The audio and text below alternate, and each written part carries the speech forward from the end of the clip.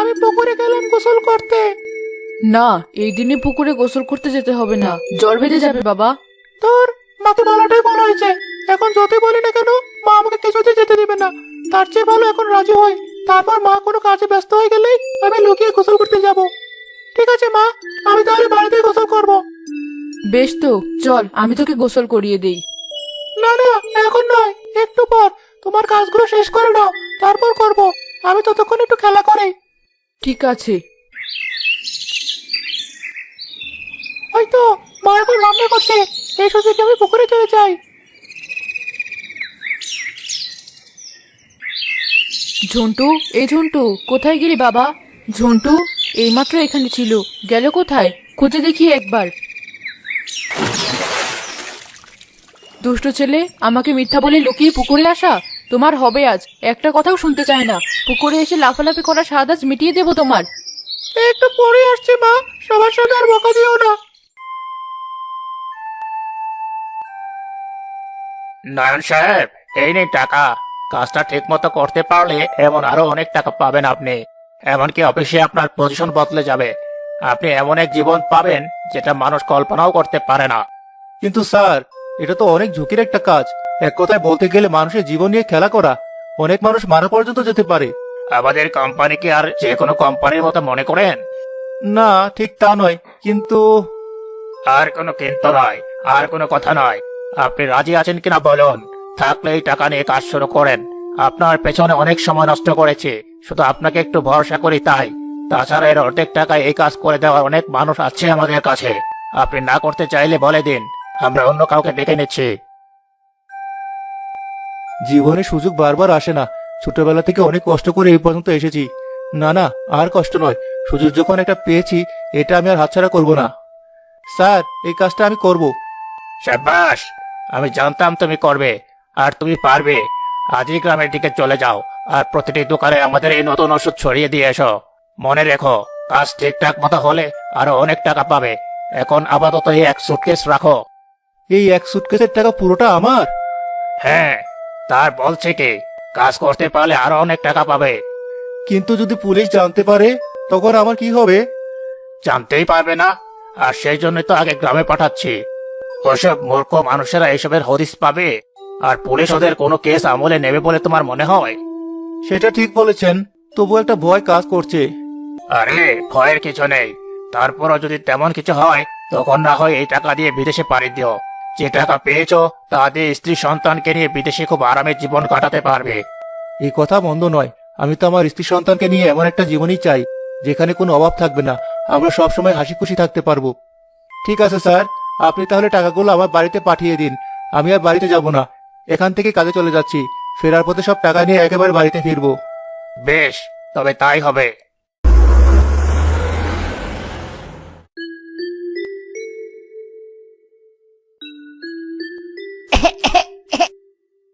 ঝন্টু, এভাবে কাশছিস কেন বাবা? ঠান্ডা লেগেছে?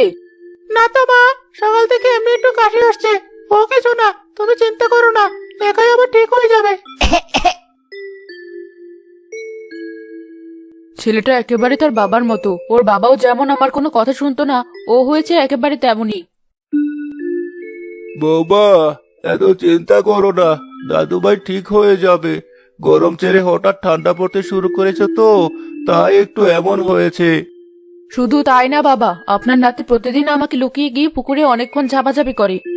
এই বয়সে ছেলে পুলে এটুকু করেই থাকে। সে তো জানি, কিন্তু বাবাহারা ছেলেটাকে নিয়ে আমার চিন্তা যে একটু বেশি হয়। সে আমি জানি বৌমা, আমার ছেলেটাও হঠাৎ মারা গিয়েছিল। তোমার ভয় পাওয়াটাই তো স্বাভাবিক, সেটা আমি বুঝি। কিন্তু তোমাকেও একটু বুঝতে হবে, তোমার অতিরিক্ত চিন্তা যেন জন্তুর বেড়ে ওঠায় বাধা না হয়, সেদিকেও তো খেয়াল রাখতে হবে। ঠিক আছে বাবা, আপনি বসুন, আপনাকে আর ঝন্টুকে চা করে দিচ্ছি।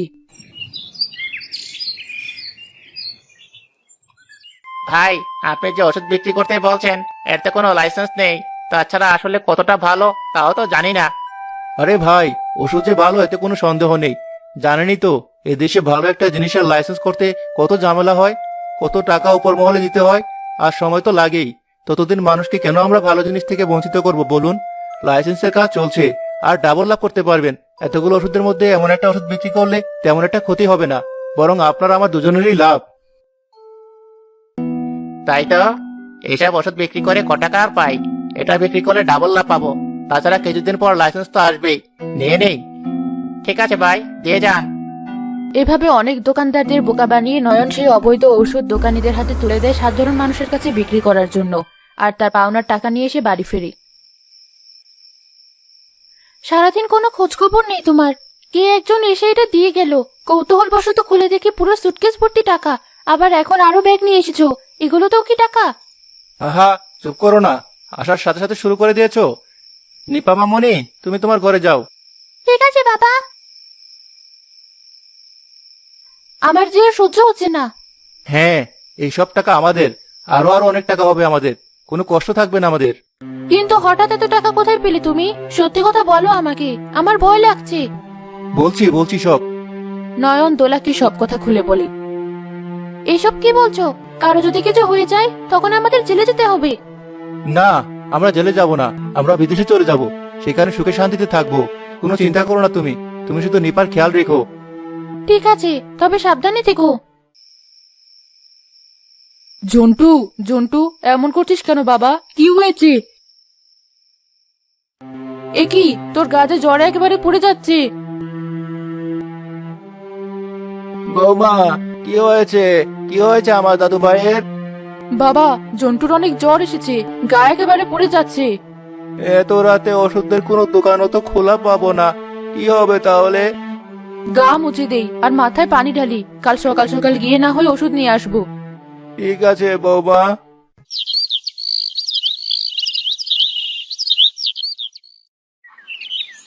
বাবা, আপনি ঝন্টুর কাছেই বসে থাকুন, আমি গিয়ে ওষুধ নিয়ে আসি। ছেলেটা আমার সারা রাত জ্বরে খুব কষ্ট পেয়েছে, ওর মুখের দিকে আমি আর তাকাতে পারছি না। ঠিক আছে বৌমা, তুমি তাহলে আর দেরি করো না, তাড়াতাড়ি যাও।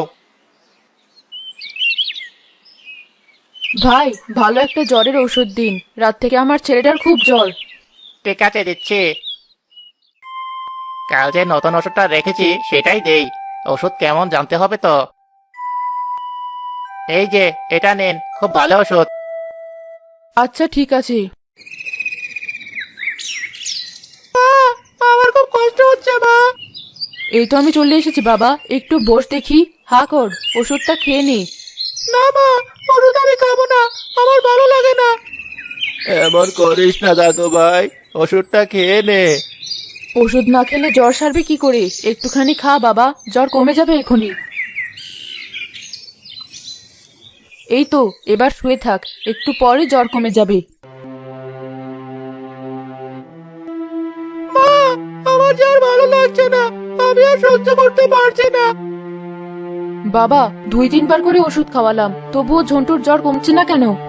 জ্বরটা হঠাৎ করে একটু বেশি এসেছে, হয়তো তাই এত সময় লাগছে।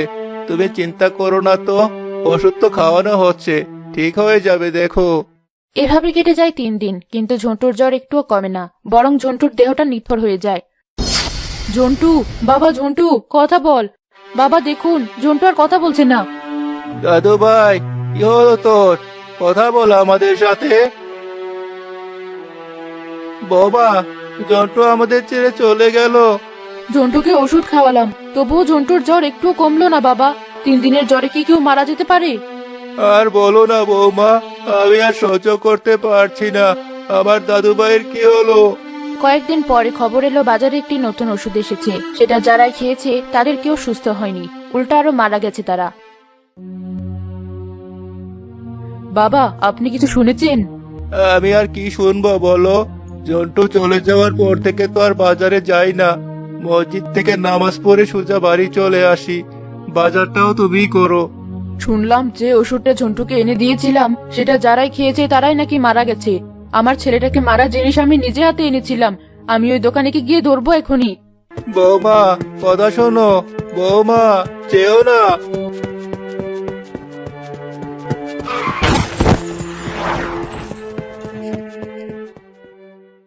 বৌমা, এ কি হলো তোমার? আমার সব শেষ হয়ে গেল, আমার আর কিছু বাকি রইলো না। আমার আপন বলে এই বুড়োর আর কেউ রইলো না। বুড়ো কথা বলতে বলতে দম বন্ধ হয়ে তখনই মাটিতে লুটিয়ে পড়ল। আরে দুজনেই মরে গেল। এদের লাশের এখন কি হবে? মোড়ল মশাইকে ডেকে নিয়ে আসো। পরিবারটা একেবারে শেষ হয়ে গেল। কি আর করার, এদের আপন তো আর কেউ নেই। বাকি কাজ আমাদেরই করতে হবে। গ্রামের সবাই মিলে চলো এদের কবর দেওয়ার ব্যবস্থা করে। আমি কি এখনই সব ব্যবস্থা করছি মোড়ল মশাই?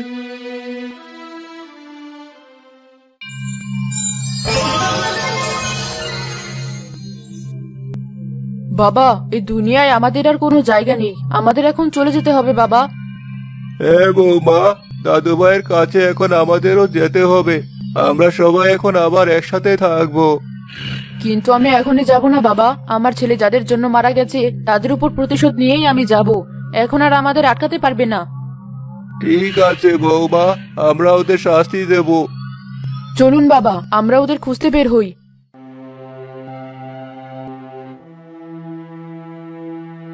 এবার কি হবে? খবরে দেখাচ্ছে পুলিশ তোমাদের খুঁজছে। এমনিতেই আমি টেনশন করছি, তার মধ্যে একটু পর পর তুমি এটা সেটা বলে আমার টেনশন আরো বাড়িয়ে দিও না তো। মা, বাবা তো ভয় পাচ্ছে কেন? পুলিশ কি বাবাকে ধরে নিয়ে যাবে? তখন আমাদের তাহলে কি হবে মা? তুমি এসব কি বলছো মা? তোমার বাবাকে কেন পুলিশে ধরবে? কিচ্ছু হবে না তোমার বাবার। বাবা এমনি একটু চিন্তা করছে, ওসব তুমি বুঝবে না। না মা, আমি বুঝি। বাবা অন্যায় কাজ করে বাড়িতে অনেক টাকা নিয়ে এসেছে, সেই জন্য অনেক মানুষ মারা গেছে। তাই তো পুলিশ এখন বাবাকে খুঁজছে। বাবাকে পেলেই ধরে নিয়ে যাবে, তখন আমাদের কি হবে? আমরা কার কাছে ডাকবো? মেয়েকে সামনে বসে বসে আরো কথা বলো। যাও এখান থেকে ওকে নিয়ে। লোভে পড়ে আমি সব কি করলাম? যত সহজে বিদেশে পালাতে চেয়েছি, সেটা কি আসলে এত সহজ হবে? তাছাড়া এখনো আরো টাকা পাওনা আছে আমার। স্যারের কাছে একবার ফোন করে দেখি। কি ফোন তো ঢুকছে না। তার মানে আমাকে বিপদে ফেলে ওরা গা ঢাকা দিয়েছে। এভাবে কিছুদিন পার হয়। মমতার আত্মা তার ছেলের খুনিদের খুঁজে বেড়ায়। ওদিকে পুলিশও তাদের খোঁজ না পেয়ে আস্তে আস্তে সেটা ভুলে যায়। নয়ন নতুন একটা কোম্পানিতে স্বাভাবিকভাবে চাকরি করতে শুরু করে। বৌমা, অনেক দিন তো হয়ে গেল, কিন্তু এখনো ওদের কাউকে খুঁজে পেলে না। এভাবে অতৃপ্ত আত্মা হয়ে আর কতদিন ঘুরে বেড়াবে? যতদিন পাবো না ততদিন। চলুন আমরা একজন বৃদ্ধ শাকচুন্নির কাছে যাই, সে আমাদের অবশ্যই সাহায্য করতে পারবে। ঠিক আছে বৌমা।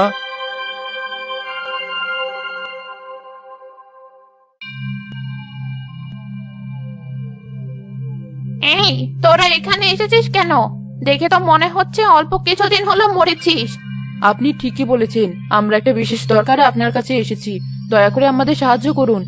না না, আমি কাউকে কোনো সাহায্য করতে পারবো না। চলে যা এখান থেকে, আমাকে বিরক্ত করিস না। দয়া করে এমন করবেন না। আমার বৃদ্ধ শ্বশুরকে নিয়ে আমি ঘুরে বেড়াচ্ছি, নিজেদের প্রতিশোধ না নিয়ে মুক্ত হতে পারছি না। দয়া করুন আমাদের। ঠিক আছে, বল কি সাহায্য দরকার? মমতা শাকচুন্নিকে সব কথা খুলে বলে। ঠিক আছে, আমার কাছে একটা জাদুর আয়না আছে, সেটা দিয়ে সেই লোককে তুই দেখতে পারবি, আর কোথায় থাকে সেটাও জানতে পারবি। এই দেখ, এই লোকটার জন্যই তোর ছেলে মারা গেছে, আর ও শহরে থাকে। তোমাকে অনেক ধন্যবাদ। বাবা চলুন, আমরা শহরে যাব।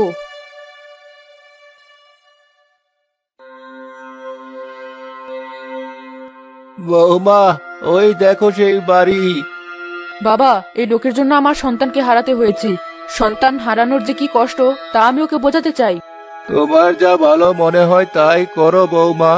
আমার দাদু ভাইয়ের প্রতিশোধ তোমার যেভাবে নিতে ইচ্ছে হয় সেভাবেই নাও। মা, আমাকে খেতে দাও, অনেক ক্ষুধা লেগেছে। এখনই দিচ্ছি মা। মেয়েকে একটু পুষ্টিকর খাবার করে দিও, ওর শরীরে পুষ্টি যেন কোনো ঘাটতি না থাকে।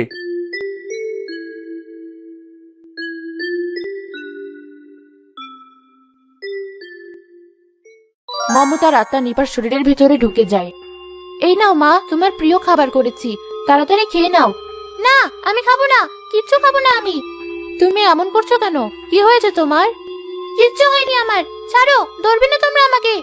নিপা, বাবা মায়ের সাথে কেউ এভাবে কথা বলে? এসব শিখিয়েছি আমরা তোমাকে এতদিন। বাবা মার সাথে কি এভাবে কথা বলে না ঠিক, কিন্তু খুনিদের সাথে এর থেকেও খারাপ ভাবে কথা বলে, তাদের শাস্তি দেয়। নিপা, তুমি এসব কি বলছো? কি হয়েছে তোমার? একটু আগে তো তুমি নিজেই খেতে চাইলে, আর এখন এসব কি বলছো? তাছাড়া তোমাকে এমন দেখাচ্ছে কেন? চোখ এমন লাল হয়ে আছে কেন? আমার মনে হয় ওর একটু মানসিক সমস্যা হয়েছে। এই কয়েকদিন বাড়িতে ঝামেলা হয়েছে, হয়তো সেটা ওর মনের উপর প্রভাব পড়েছে। কাল তুমি ওকে একবার ডাক্তার দেখিয়ে নিয়ে এসো।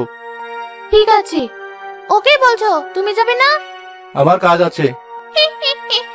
আমি জানি তোমার কোনো কাজ নেই, তুমি তো পুলিশের বয়ে যাবে না। দোলা, এখনই ওকে ঘরে নিয়ে যাও। আর সহ্য করা যাচ্ছে না, আমার সহ্যের সীমা পার হয়ে যাচ্ছে। এখনই এত ভয় পেলে চলবে? এখনো কত কিছু বাকি আছে, সেগুলো কি হবে? আর একটা কথাও বলবে না তুমি, তাড়াতাড়ি ঘরে চলো বলছি।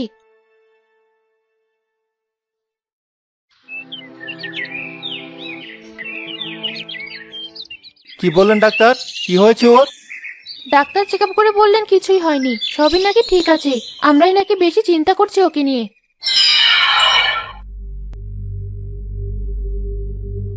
নিপার মুখ এমন দেখাচ্ছে কেন? নিপা, কি হয়েছে তোমার? একটু আগেও তো সব ঠিক ছিল, আমার মেয়েটার সাথে সব কি হচ্ছে? তোর জন্য আমার ছেলে মরে গেছে, আরো কত মানুষের ক্ষতি তোরা করেছিস তার কোনো হিসেব নেই। আমিও তোদের কোল খালি করে দেব, তখন তোরা বুঝবি সন্তান হারানোর কি যন্ত্রণা। নেপা এসব কি বলছে? আমি তোর কথার আগামাথায় কিছুই বুঝতে পারছি না। তুমি কিছু করো, চোখের সামনে নিজের মেয়েকে আমি এমন কষ্ট পেতে আর দেখতে পারছি না। নিজের মেয়ের এতটুকু কষ্ট তোরা দেখতে পারছিস না, তাহলে ভাব তোর স্বামীর লোভের কারণে যাদের প্রাণ চলে গেছে, যারা আপনজন হারিয়েছে, যে মায়েদের বুক খালি হয়েছে, তাদের কেমন লেগেছে, তারা কি করে সহ্য করেছে। আমি জানি না তুমি কে, দয়া করে আমার মেয়েকে তুমি ছেড়ে দাও। তোমার যা শাস্তি দেওয়ার আমাকে দাও, কিন্তু আমার মেয়েকে তুমি ছেড়ে দাও। তুমি ওকে পাগল হয়ে গেলে? কি বলছো এসব? কি হলো তোমার? কার সাথে ভাবে কথা বলছো? দেখতে পাচ্ছ না ও আমাদের মেয়ে নিপা? না, ও আমাদের মেয়ে নিপা নয়। কে তাহলে ও? কি বলছো তুমি এসব? ঠিকই বলেছে ও, আমি একজন অসহায় অতৃপ্ত মা, যার একজন সন্তান ছাড়া পৃথিবীতে আর কেউ ছিল না। কিন্তু তোর স্বামী আমার সন্তানকে বাঁচতে দেয়নি, ওর সাপ্লাই করা ভেজাল ওষুধ খেয়ে আমার ছেলে মারা গেছে এমন আরো অনেকে। আমি তারই প্রতিশোধ নিতে এসেছি। তোদের সন্তান এবার মরলে বুঝতে পারবি। পাই পড়ি তোমার, দয়া করো তুমি আমাদের। আমার স্বামীর হয়ে আমি তোমার কাছে ক্ষমা চাইছি, আমাদের মেয়েকে ছেড়ে দাও তুমি। সবই কি এত সহজ? এত সহজে আমি ছাড়বো না। আমি যে কষ্ট ভোগ করেছি তা তোদেরও করতে হবে। দয়া করো তুমি আমাদের, তুমি যা বলবে, যা চাইবে আমি তোমাকে তাই দেবো, তবু আমাদের মেয়েকে ছেড়ে দাও। দে, আমার ছেলেকে ফিরিয়ে দে, আমার সংসার ফিরিয়ে দে, আমার এই অতৃপ্ত জীবন থেকে মুক্তি দে আমাকে। কি চুপ হয়ে গেলি কেন? আমি আমার ভুল স্বীকার করছি, তুমি নিজেও জানো এসব আমি পারবো না, তবে আমার সাধ্যের মধ্যে তুমি আমার কাছে যা চাইবে তাই দেবো। আমি চাই আর কোনো মায়ের বুক যাতে খালি না হোক, আর আমার মতো যেসব মায়ের বুক খালি হয়েছে তাদের সঠিক বিচার চাই। তা যদি না হয় তাহলে তোর মেয়েকে আমি মেরে ফেলবো। না না, আমার পাপের শাস্তি আমার মেয়েকে আমি পেতে দেবো না। তুমি যা চাইছো তাই হবে, আমি এখনই গিয়ে পুলিশকে সব বলবো। তাহলে যে আমাদের মেয়ে বাবাহারা হতে পারে। না না, তুমি আমাকে বাধা দিও না। আমি যে ভুল করেছি তার শাস্তি আমাকে পেতেই হবে। আমার মেয়ের জন্য তুমি আছো, কিন্তু আমি লোভে যে অন্যায় করেছি তার শাস্তি আমাকে পেতে হবে। বেশ, তবে তাই হোক। নয়ন পুলিশের কাছে গিয়ে সব ঘটনা খুলে বললে পুলিশ সেই অফিসারকে ধরতে সক্ষম হয়। ছাড়ুন আমাকে, আমি কিছুই করিনি, সব করেছে ওই নয়ন। ওই, অনেক লুকোচুরি খেলেছিস, আর না, এবার চল, জেলের ভাত খাবি। আর নয়নই তোকে ধরতে আমাদের সাহায্য করেছে, বুঝলি? নয়ন, তুই যা করলি তা মোটেও ঠিক করলি না। তোকে আমি দেখে নেব, আর তোকেও তো আমাদের সাথে জেলে থাকতে হবে, তাই না? যা হয় হবে, আমি আর কিছুতেই ভয় পাই না। সত্যের পথে যদি আমার মৃত্যু হয় আমি মাথা পেতে নেব। নয়ন সাহেব, আপনার সত্যবাদিতার জন্য আপনাকে আমরা মাফ করে দিলাম, কিন্তু আপনি আমাদের করানো জন্য থাকবেন। ভবিষ্যতে এমন জঘন্য ঘটনার সাথে নিজেকে জড়াবেন না। জি স্যার, আর কোনোদিন আমি এমন কাজ করব না। আমি এখন আসি। তুমি ফিরে এসেছো? আমরা ভেবেছিলাম তোমাকে আর কোনোদিন দেখতে পাবো না। সত্য কথা বলেছি বলে তারা আমাকে ক্ষমা করে দিয়েছে। এবার আমি চলি, তোরা সুখে থাক, আমি আমার ছেলের কাছে চলে যাচ্ছি। আমাকে তুমি ক্ষমা করে দিও। বাবা, তোমাকে এমন লাগছে কেন? কি হয়েছে তোমার? দেখো, আমাদের মেয়ে আবার ঠিক হয়ে গেছে। আজ আমি খুব ভালো করে বুঝতে পারছি অন্যের সন্তানের ক্ষতি করে কখনো নিজের সন্তানের ভালো করা যায় না।